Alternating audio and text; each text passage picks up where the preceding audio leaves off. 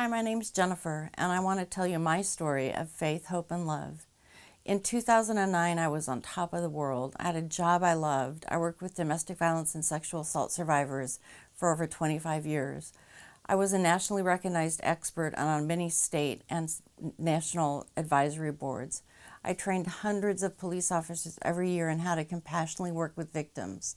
I thought I had it all under control. I was full of pride and obviously full of myself. However, I had a secret. I was embezzling money from an outside account to the tune of $10,000. To make a really complicated story short, I got caught. I lost everything I thought was important, my job, my reputation, and over the next 2 years was involved in the criminal justice system, but this time on the other side of the law from my former colleagues. I was ashamed and embarrassed. Stories were in the Bee and on the news. I did months of home detention and am still paying restitution. I became very depressed, and the bipolar disorder I had struggled with all my life spiraled out of control. But the worst was yet to come. In January of 2010, my son Drew died from complications with diabetes. One day I had taken him to the airport to fly home to Wisconsin, and the very next day he was dead.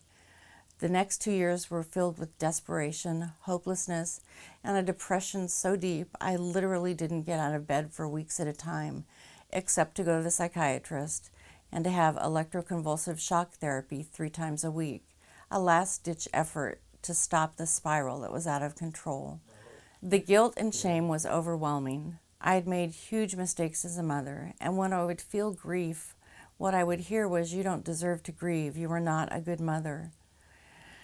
As luck would have it, although now I believe it was God, about 4 years before all of this, I had read the Left Behind series about the rapture and its aftermath. I thought they were good fiction. During my home detention, I ran across the books again and spent my time in bed rereading the whole series. But this time, I kept thinking, what if? What if this Jesus is real? What if he could help me? I was desperate to find out more. So I called the only person I knew who went to church and asked her if I could go to church with her. She was my former sister-in-law. That Wednesday, I went to Pastor John's Bible study, and to hear him describe it, I looked like a deer in the headlights. Someone had to help me find 1 John in the Bible. I had turned to John, but they didn't make me feel foolish. They encouraged me and told me to keep coming back. I did keep coming back to Sunday service and Bible study on Wednesday nights, and I soon started a Wednesday morning women's Bible study. The women at my table were amazing and welcoming, and even though they knew I hadn't prayed the prayer, they accepted me and didn't judge me. One morning I went to the new believers class.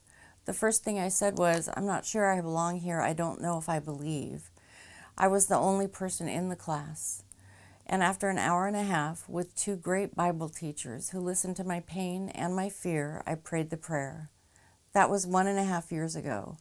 I'm no longer doing electroshock treatment. I'm on the minimum dose of my mood stabilizer and my antidepressants.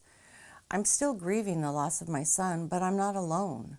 I have God and Jesus and a fellowship with other Christians that I never would have believed possible. Those Wednesday night folks and my Bible study gals have prayed for me, loved me, kindly confronted me when needed, and helped me grow in my walk of faith. I still feel guilt and shame sometimes, but through God's word and the help of my fellowship partners, I'm learning to speak back to the enemy when he attacks in that area. The loss of my son was devastating and life-changing, but I now believe that God works all things for good. I wouldn't be here, wouldn't be a Christian, and wouldn't be in fellowship if my son Drew hadn't died. I have faith in God and Jesus. I've seen firsthand what God's grace and mercy have done in my life.